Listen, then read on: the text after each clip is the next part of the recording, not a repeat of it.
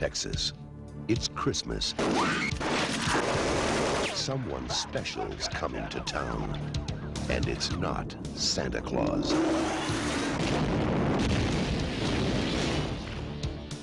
I'm coming, peace. Jack Kane, a cop who does things his own way. What are you doing? It's a shortcut.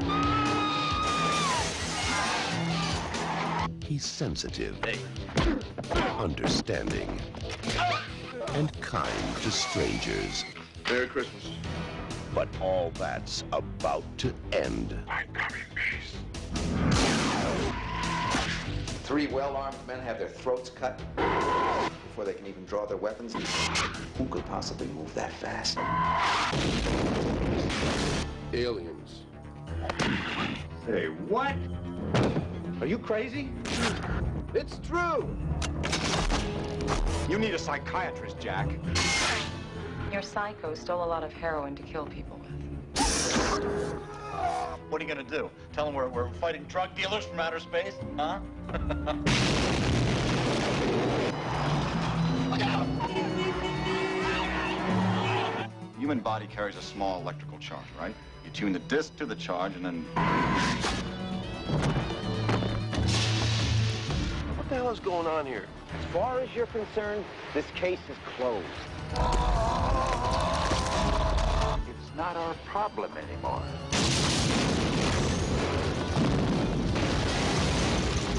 I've had a bad day.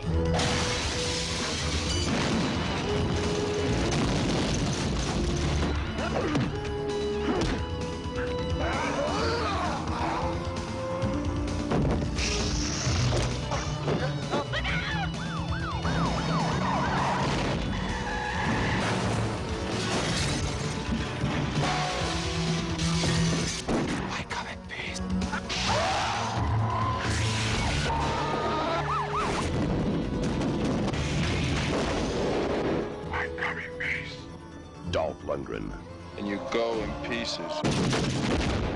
Dark Angel.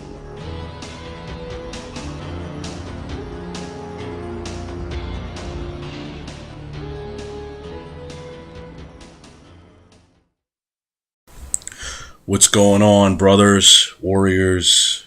This is Whispered, aka the Dark Loner, also formerly known as Fist of the North Star. I'm going to do a fun topic tonight, and I want all you guys to just give me your input. I'm doing a new series called Whisper Ponders. I'm doing the greatest action movies of all time. As men, we like stuff. We like seeing shit blow up. Bodies getting ripped apart. At least I do. I'm sorry. And for a lot of younger guys, I feel kind of bad because you guys didn't get the full extent of what we got back in the day. And I'm talking about in the 70s and the 80s. And I'm going to talk about, kind of start here. There was one group and one movie company called Canon Films that made some of the best action movies of all time. Go to Google, look them up. I'll give you a couple of movies. Death Wish 2 was one. They had a movie called 10 to Midnight. They did Revenge of the Ninja, Exterminator, Missing in Action, which is a Chuck Norris. Did another movie, a sci-fi kind of action movie called Life Force. They did American Ninja, Invasion USA, which was one of my favorites. And, you know, their probably most famous one was Cobra with Stallone, which is arguably one of the greatest movies in my top 5, at least, top 10 of all time. And they kind of went away, you know, in the early mid 90s. And what makes a good action movie? It's a couple things. I think the actor is probably the biggest key. Now, if you want to go, we had the black exploitation action, which was really cool. You know, you had The Hammer, Superfly, Dolomite, Shaft, which is an unbelievable movie. The original Shaft. Not the Samuel L. Jackson Shaft. I don't like remakes. Then we move into the 80s, which some of my favorite, late 70s, mid to 80s, because I was a kid back then, the greatest action flicks all time. You had Stallone, Schwarzenegger, Charles Bronson, Dolph Lundgren, Steven Seagal, Van Damme toward the later end of it, Chuck Norris. There's a dude from the American Ninja, and I forgot his name. Rutger Hauer, who I'm going to talk about later, who's in my top 3 greatest action movies of all time. And there was something about those guys. Patrick Swayze. Oh, Patrick Swayze. Aside from the, Dirty Dancing, Patrick Swayze was in a movie I'm going to discuss later. Man, no, screw it. I'm going to talk about this now. Most people think of Patrick Swayze, they think of 2 movies, Roadhouse and Dirty Dancing. Now, you know me. I have never even seen Dirty Dancing. I don't care. Roadhouse speaks for itself. I'll watch Roadhouse. That movie never gets boring to me. I've seen it 1,000 times. I love Roadhouse. The movie you probably haven't seen that Patrick Swayze was in was one called Steel Dawn. Not Red Dawn, Steel Dawn. Look this movie up. It's very hard to find. It's one of those kind of post-apocalyptic type of Mad Max, Mel Gibson, there's another one. Action movies. It was Patrick Swayze at his best. Typical, and what I grew up watching, why I thought men who were loners were real men. Typical loner, goes out, kicks a lot of ass. Check that movie out. What makes an action movie also is body count. How many people are killed in the movie? And how they kill them. That's why again, people forget about the original Terminator. Go watch the original Terminator. See how heartless. Even Linda Hamilton was a badass. Now see, that's an issue I'm going to talk about later in this. How all girls now in the modern age know martial arts. But tell me any woman ever in any movie that could ever compare to what Linda Hamilton was in Terminator 2. She was the most badass chick maybe I've ever seen. And she wasn't like doing martial arts. She just blew the shit out of people. Linda, I love you for that. Body count's another one. Catchphrases. Obviously, Arnold Schwarzenegger made that one. But my thing what makes a great action movie is how much of a loner is the guy. And I am the dark loner. So, like Stallone in Cobra. Stallone didn't meet Brigitte Nielsen in that movie till later on. But for the most of the movie, he's a loner. Most of the movie, Stallone was in another movie called Lock Up, which is one of my favorite movies he ever did. When he was in jail, and it was like his name was Frank Leone. I remember the movie. He was in jail, and he's kicking people's ass, and they're beating him down. Typical Stallone. They throw him in solitary confinement, and Donald Sutherland's the warden, and he puts him in the electric chair at the end. It's just classic. We don't have movies like that anymore. What happened to our action movies?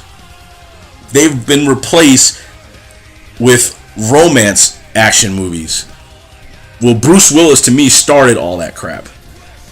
Staring, what I have to call the 10-second stare, where a guy and girl in their movie and they start staring at each other for 10 seconds, and then 2 seconds later, it's like a whole love scene.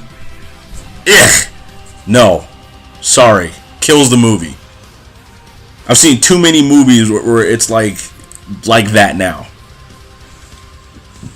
But Cobra, of course.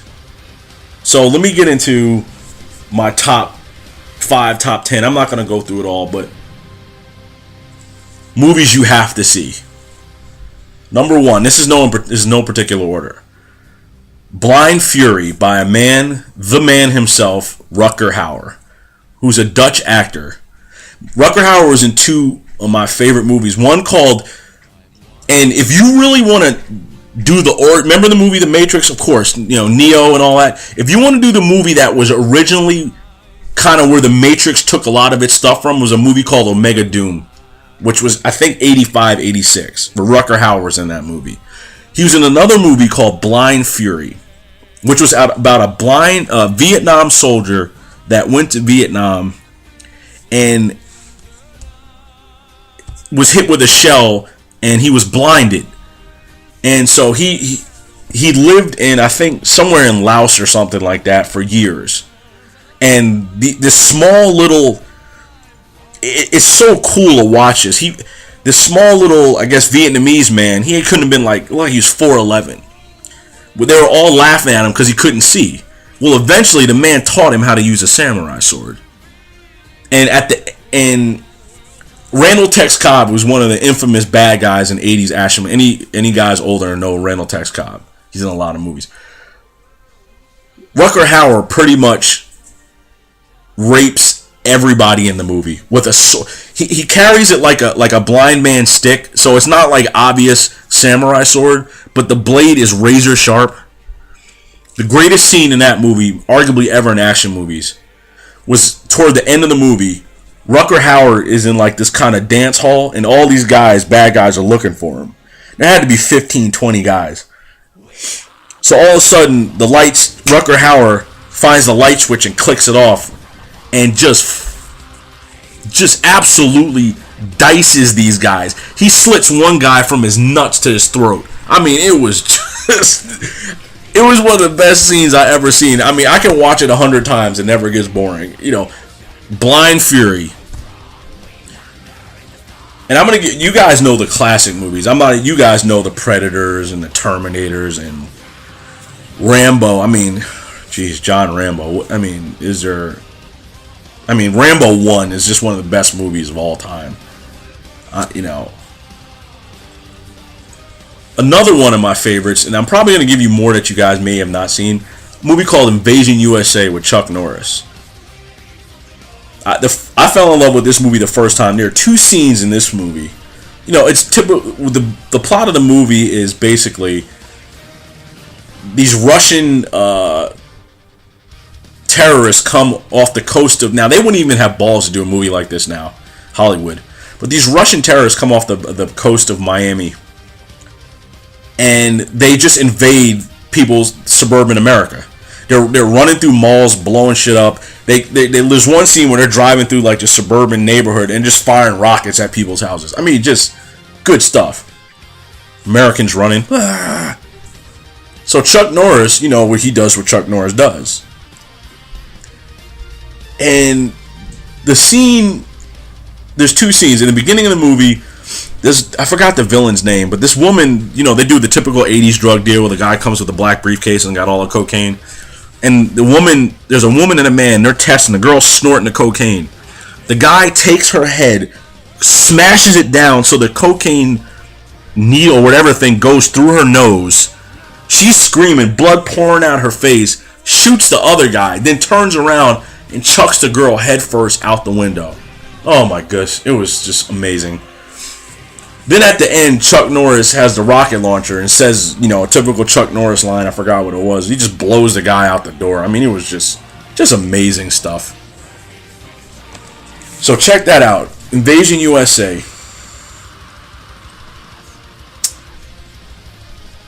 There's another movie, and it came out, I think, early 90s. And when me and my buddy, we were in freshman or 8th grade at the time, and look this movie up. Probably, I guarantee you 95% of you guys have never seen this movie. It's called Class of 1999. Now, you've seen the movie, you've heard the movie The Faculty, right? Where the teachers are like, well, Class of 1999, actually Pam Grier was in this movie.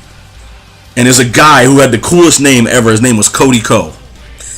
So it was kind of like school. Picture like what the 80s would think of what our degenerate students were now. And there were all these, like, literally this gangs ran the school. And there was all these different games. And Cody Ko came out of jail and was trying to, you know, stay on the straight and narrow.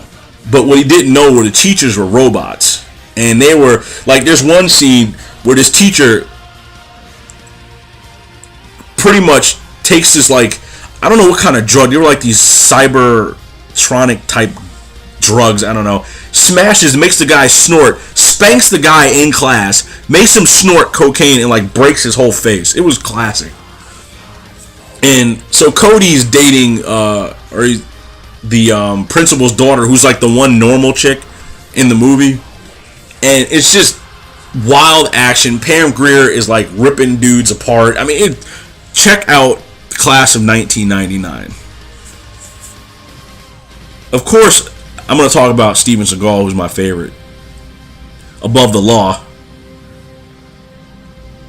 Out for Justice, Marked for Death. But I'm going to end with these two, and I'm going to kind of, like I said, post in the comment section what are your guys' favorite movies. What makes a great action movie? Two of the biggest body counts I've ever seen in a movie was with Chow Yun-Fat. And if you guys don't know who Chow Yun-Fat was a guy, if you'd never seen it, called The Replacement Killers, which was his first American debut movie.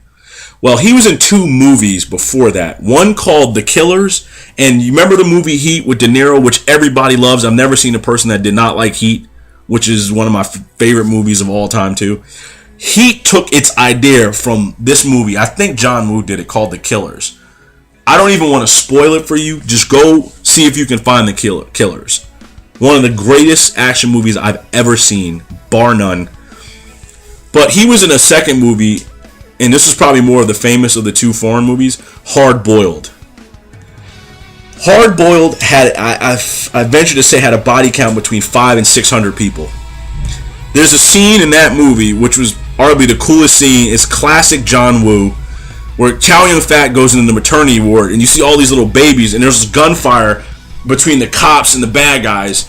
Chow Yun-Fat picks up a baby in his right arm, and he's talking to the baby, and the lights, it's really bright. It's almost like it's in slow motion. And he's just talking. He's like, you know, saying whatever he's saying, and he's shooting guys as they're running into the maternity ward, but he's not even looking at them.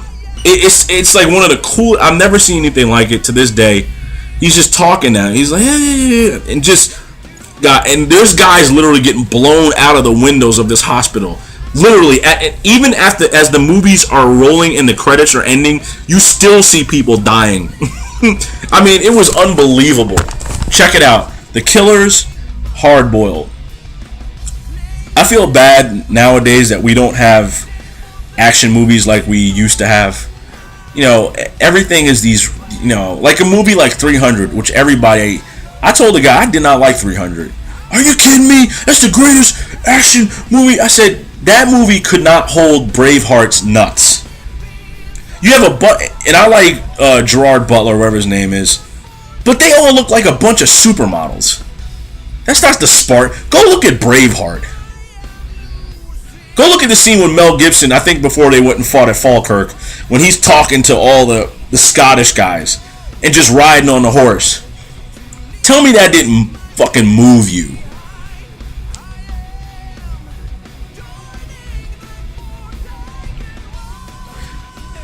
I mean, we have these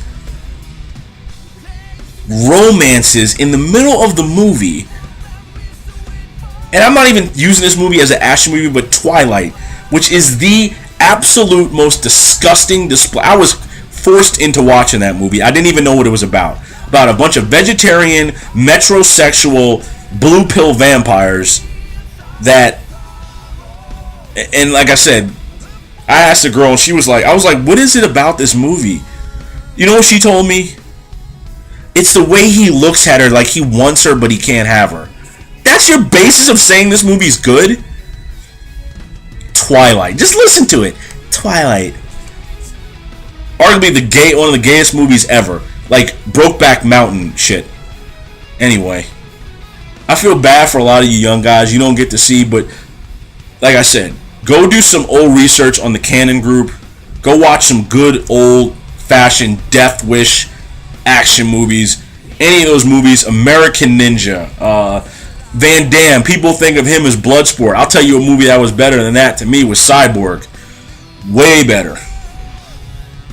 I think the guy from CNC Music Factory was the bad guy, if you guys remember old music group.